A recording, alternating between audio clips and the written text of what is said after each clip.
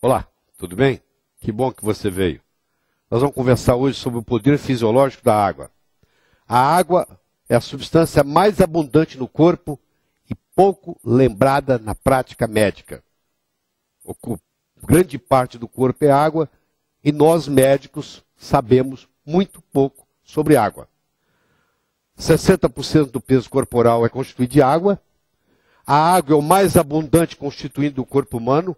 O indivíduo de 70 quilos tem aproximadamente 42 litros de água distribuído de uma forma diferente no corpo, principalmente intracelular.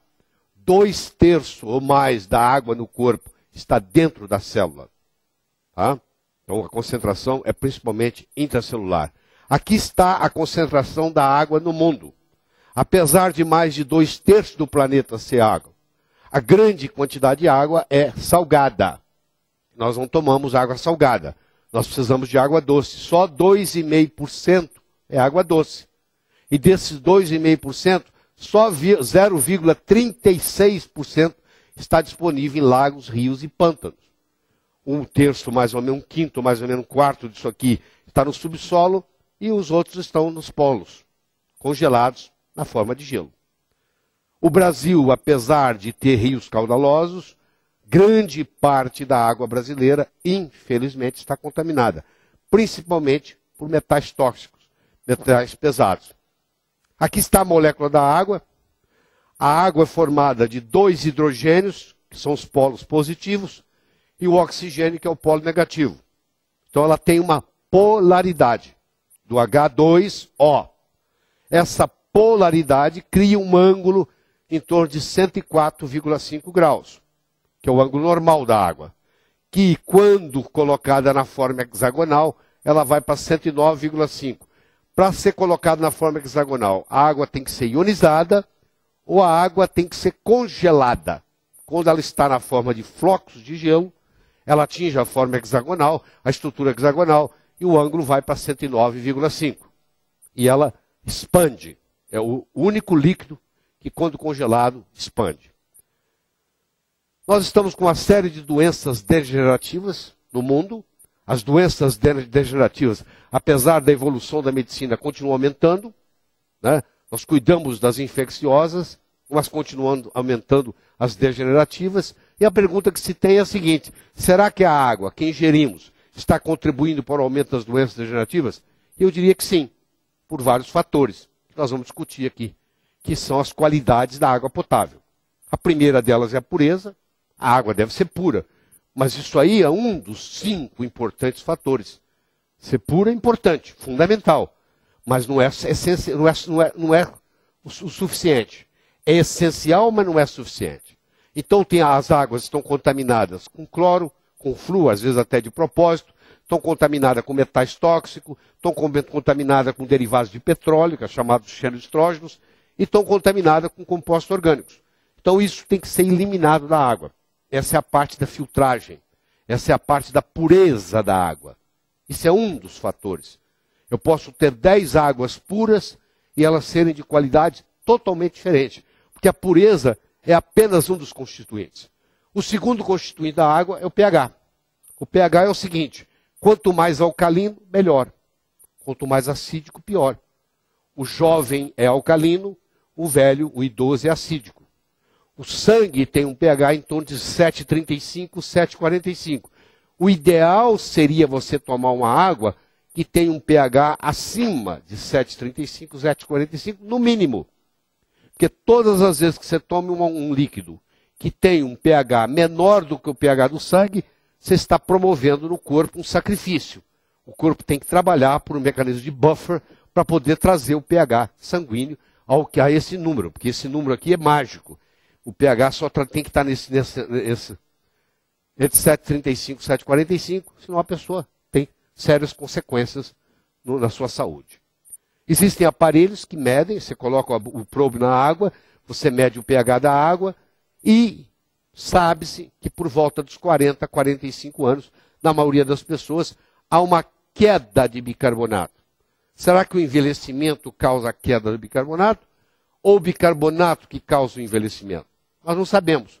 Existe uma teoria dizendo que a gente envelhece porque a gente vai acidificando. Então o corpo perde essa capacidade de gerar bicarbonatos, de alcalinizar. Então aí a gente passando a tomar substâncias mais alcalinizantes, facilita o processo de alcalinização do corpo como um todo. Todas as vezes que nós ingerimos algo alcalino, por um mecanismo compensatório, o nosso estômago vai produzir ácido clorídrico. Mas o estômago não consegue produzir ácido clorídrico sem ao mesmo tempo produzir bicarbonato de sódio. Então ele produz o ácido clorídrico que vai para dentro do estômago e ele produz o bicarbonato de sódio que vai para o sangue, que vai para o tecido, que vai para a célula. Então esse mecanismo é por isso, porque alguém vai dizer, mas você toma uma água alcalina, quando bate no estômago, ela vai se acidificar de qualquer forma, mas vai se acidificar desse jeito. Mas ao mesmo tempo o bicarbonato está sendo produzido e está sendo colocado no sangue. Todo alimento gera no seu metabolismo final um lixo de natureza acídica. Então, uma refeição que você faz, um almoço, um jantar, um café da manhã, ao final, aquilo ali vai ter uma reação acídica. O corpo tem que trabalhar para fazer aquilo ficar alcalino. Outra característica importantíssima da água, que a maioria desconhece, é a sua capacidade de ser oxidante ou antioxidante. Quando o redox é positivo, a água é oxidante. Quando o redox é negativo, a água é antioxidante. A grande maioria das águas, a grande maioria é oxidante. Ou seja, ele oxida o corpo, enferruja o corpo. A água ionizada é uma água antioxidante. Então, o oxidante e o antioxidante é o seguinte, você tem aqui uma estrutura, você tem aqui as órbitas, você tem aqui os elétrons girando, eles estão equilibrados em um par, um roda no sentido horário, outro roda no sentido anti-horário. Se você remove um desses elétrons, essa estrutura fica um oxidante. E ela sai procurando um elétron para compensar isso aqui.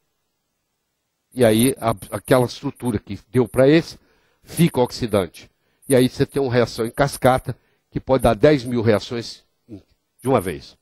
Você mede a capacidade oxidante ou antioxidante da água em milivolts. Existem aparelhos especiais que você coloca lá o probe e sai a medida. E isso aí determina se ela é oxidante ou antioxidante. A outra característica importante da água é a condutibilidade.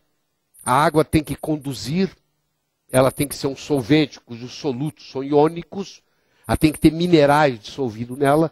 Por isso que uma água de osmose reversa, uma água destilada, uma água desionizada, não serve para beber, porque ela não tem os minerais. E se ela não tem os minerais, compromete a condutibilidade.